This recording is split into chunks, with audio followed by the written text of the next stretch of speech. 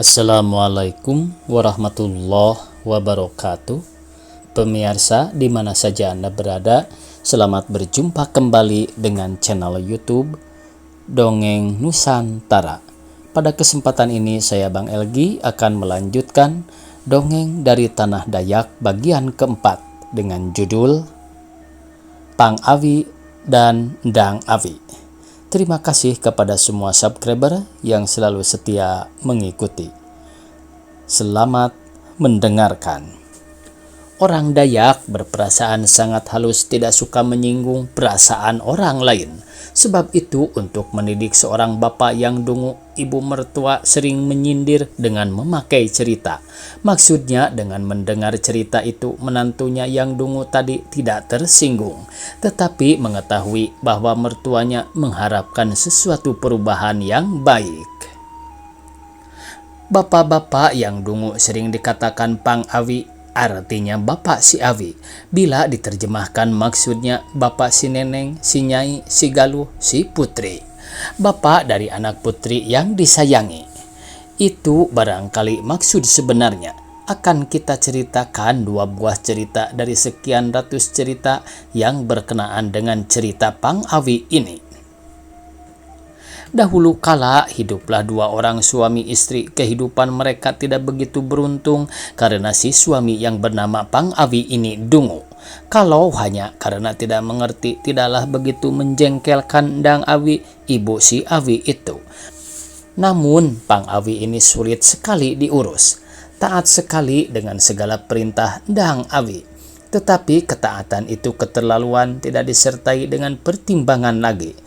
Itu yang disuruh, itu pula yang dilakukan, tidak lebih dan tidak kurang.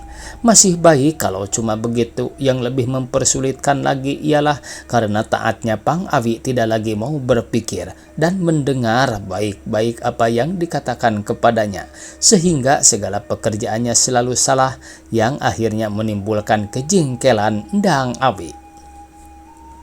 Sekali Ndang Awi pergi ke ladang, secara kebetulan ia mendapat seekor rusa. Tidak dapat ia bawa sendiri pulang ke rumah. Sebab itu kepala rusa itu ditaruhnya di atas sebuah tunggul yang terletak di pinggir sungai. Sesampai di rumah, Ndang Awi menyuruh Pang Awi mengambil kepala rusa itu. "Ambilkan untuk kita kepala rusa yang tadi saya letakkan di atas tunggul di tepi sungai dekat ladang kita, Pang Awi," kata Ndang Awi. Seperti dikatakan tadi, Pang Awi sangat patuh. Belum habis kalimat Ndang Awi, ia sudah pergi. Lewat telinga kanannya ia cuma mendengar kata-kata kepala rusa, tunggul, sungai, dan ladang. Apa selengkapnya kalimat itu tidaklah diketahuinya. Ketika Ndang Awi akan menjelaskan baik-baik, Pang Awi sudah tidak nampak lagi. Sampai di pinggir hutan barulah Pang Awi sadar apa yang disuruh Ndang Awi tadi kurang jelas baginya. Apa yang kata Ndang Awi tadi?" tanya Pang Awi pada dirinya sendiri. "Oh iya, baru saya ingat. Kepala rusa tertindih tunggul dekat sungai di ladang. Barangkali begitulah kata-kata Ndang Awi tadi," katanya lagi. Hampir 1 jam Pang Awi mencari tunggul yang rebah yang mungkin telah menindih kepala rusa itu, tetapi tidak juga dijumpainya. Barangkali tidak begitu kalimatnya, tetapi kepala rusa menindih tunggul di dekat sungai," katanya lagi pada diri sendiri, seraya mencari tunggul yang mungkin tertindih kepala rusa. "Oh, itulah dia di atas tunggul itu," kata Pang Awi gembira. Segera Pang Awi mencabut tunggul tempat kepala rusa itu, namun tunggul tadi masih terlalu kuat untuk dicabut, belum terlalu lapuk benar. Sekali lagi dicobanya dan sekuat-kuat tenaganya sampai keluar kentutnya. "Nah, 1 akar putus," kata Pang Awi gembira karena mengira bunyi kentutnya tadi adalah bunyi akar yang putus. Sekali lagi dicabutnya, kali ini lebih kuat dari tadi, sehingga 2 kali kentut Pang Awi beruntun berbunyi. "Nah, sudah 3 akar putus. Tentu sebentar lagi tunggul ini tercabut," kata Pang Awi sendiri. Namun akhirnya Pang Awi putus asa karena bagaimanapun juga dicabutnya, tunggul itu tetap tidak juga tercabut. Sambil merenungkan nasibnya yang malang itu, Pang Awi duduk melamun bersandar ke tunggul tadi menghadap ke sungai. Dalam air, bayangan tunggul dan kepala rusa tadi jelas kelihatan, membangkitkan kembali harapan Pang Awi yang hampir putus asa tadi.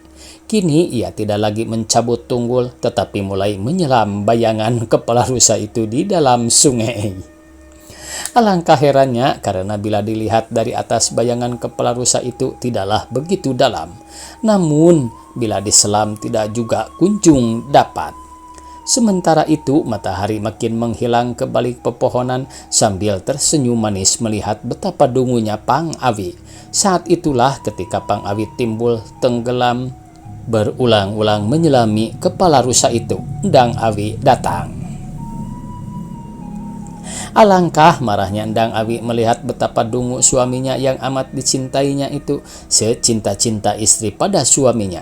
Kalau memang dungunya keterlaluan, mana tahan juga istri membendung kemarahannya. Demikian juga Endang Awi, langit dan bumi tahu Endang Awi amat cinta pada Pang Awi, bintang dan bulan pun tahu. Tetapi akhirnya demi kasih sayangnya pada Pang Awi itu juga jatuhlah telapak tangan Endang Awi ke kepala Pang Awi. Sebesar talenan yang dibuat dari kayu bulat, sebesar itulah pula kedunguan Pang Awi terpelanting dari kepalanya. Sejak itu Pang Awi tidak dungu lagi, tetapi menjadi seorang suami yang benar-benar bijaksana. Namun sejak itu umat manusia yang dungu, seringkah kepalanya menderita. Sebab orang berpendapat bahwa dalam kepala itu kedunguan membungkah dan bila ditempeleng dapat terpelanting hilang. Entah benar, entah tidak, tetapi yang jelas orang dungu memang sering kena tempeleng sejak peristiwa itu terjadi. Mudah-mudahan akibat tempeleng itu semuanya akan pandai seperti Pang Awi. Tamat pemirsa dongeng dari Tanah Dayak yang berjudul Pang Awi dan Endang Awi ke-1. Baiklah pemirsa, kita lanjutkan Pang Awi dan Endang Awi yang keduanya. Sore ini kita akan menggangan paku dan rebung. Sebab itu, pergilah engkau berkayuh ke kampung yang di sebelah Udik untuk membeli garam, pemasin, sayur kita nanti, kata Endang Awi kepada Pang Awi pada suatu hari. Oh, pemasin pemirsa ya istilahnya. Kalau gula pemanis ya, kalau asin pemasin ya. Tanpa membantah lagi, Pang Awi pergi bahkan terlalu cepat dari yang seharusnya sehingga tidak semua kata-kata Endang Awi itu didengar. Dengan rajin Pang Awi berkayuh, tetapi tiba-tiba ia jadi teringat uang pembeli garam itu tertinggal. Minta saja dengan ibu mertua di kampung sebelah Udik itu, kata Pang Awi pada dirinya sendiri. Mertuanya sangat sayang pada Pang Awi, sebab itu diberikannya garam banyak-banyak agar Pang Awi tidak usah terlalu sering lelah berkayuh cuma untuk mencari garam saja. Tidak tahan juga Pang Awi kalau setiap akan membuat sayur lalu pergi berkayuh terlebih dahulu. Malah mertua Pang Awi sedikit mempersalahkan Endang Awi. Istri yang suka memerintah suami untuk urusan dapur menunjukkan bahwa istri itu kurang bijaksana. Kenapa Pang Awi sampai turut mengurus garam segala macam? Kata Nenek Awi mempersalahkan anaknya Endang Awi yang dianggapnya kurang bijaksana itu. Setelah mengucapkan terima kasihnya pada mertuanya Nenek Awi, Pang Awi berkayuh lagi pulang. Untuk apa ya garam ini tadi? Kata Pang Awi pada dirinya sendiri. Oh iya, tadi Endang Awi bilang untuk menggarami paku-pakuan dan rebung.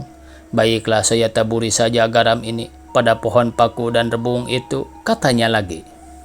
Pang Awi pun berhentilah menaburi garam itu sampai habis pada pohon paku-pakuan dan di pohon bambu. Setelah itu ia pun turun kembali ke perahunya akan pulang. Namun tiba-tiba pucuk dicinta ulam tiba tanpa disangka-sangka. Terlihatlah seekor rusa besar tertidur dalam perahu Pang Awi. Barangkali rusa itu amat mengantuk dan mengira perahu itu tempat yang paling baik untuk tempat tidurnya. Bukan main nyenyaknya sehingga tidaklah diketahuinya Pang Awi mengikat tanduknya dengan tali perahu.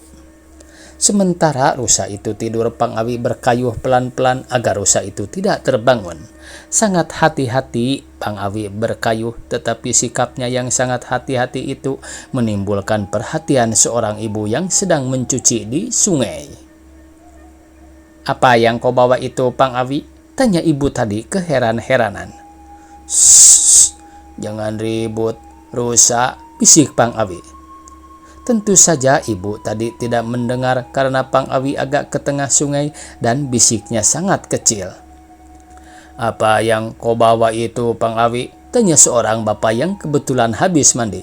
"Shh, jangan ribut, rusa," bisik Pang Awi. Bapak tadi keheran-heranan. Tidak jelas apa yang Pang Awi katakan padanya, tetapi bapak tadi mengerti bahwa Pang Awi menghendaki agar dia jangan banyak tanya. "Apa yang kau bawa itu, Pang Awi?" tanya serombongan anak yang sedang berkecimpungan. "Shh, jangan ribut, rusa," bisik Pang Awi. "Apa?" tanya yang seorang lagi. "Shh, jangan ribut, saya membawa rusa yang sedang tidur," jawab Pang Awi agak jengkel. "Apa? Rusa kah, Pang Awi? Dari mana kau dapatkan dia?" tanya yang seorang lagi. Alangkah jengkelnya Pang Awi. Dengan sekuat-kuatnya berteriaklah Pang Awi. "Hei, jangan ribut, nanti rusa ini terbangun." Seiring dengan teriak Pang Awi itu tadi, terbangunlah rusa yang dibawanya menghambur, melompat keluar perahu dan Awi karam. Pang Awi karam, perahunya seperti sebuah amfibi meluncur naik ke daratan. Ditarik rusa tadi yang makin kebingungan karena merasa sesuatu terikat memberati tanduknya. Pang Awi terlempar ke sungai, untung saja ia pandai berenang, namun demikian perahunya hilang terbawa oleh rusa tadi ke negeri rusa di hutan belantara. Sampai di rumah dengan kesal diceritakannya semua pengalaman pahitnya tadi kepada istrinya yang tercinta. Tidaklah dapat diketahui dengan jelas bagaimana perasaan Dang Awi yang sebenarnya mendengar kisah malang Pak Awi. Boleh jadi ia amat merasa kasihan karena bagaimanapun juga Pang Awi itu suami yang tersayang. Tetapi jengkel Dang Awi pun timbul juga ketika teringat bahwa nanti malam mereka akan makan sayur rebung dan paku tidak bergaram. Sebaik-baiknya liur mana tahan juga makan makanan yang hambar tanpa rasa. Boleh jadi karena kasih sayangnya pada Pang Awi, maka mendaratlah tempeleng Dang Awi ke kepala Pang Awi. Akhirnya sejak tangan Dang Awi yang keras tadi menyentuh kepalanya, maka terpelantinglah kedunguan Pang Awi yang selama ini membatu di kepalanya, dan sejak itu Pang Awi menjadi seorang yang pintar, tidak pernah lagi melakukan kesalahan. Tamat pemirsa dongeng dari Tanah Dayak yang berjudul Pang Awi dan Dang Awi. Dicukupkan sekian, semoga esok kita bisa berjumpa kembali. Billahi taufiq wal hidayah. Wassalamualaikum warahmatullahi wabarakatuh.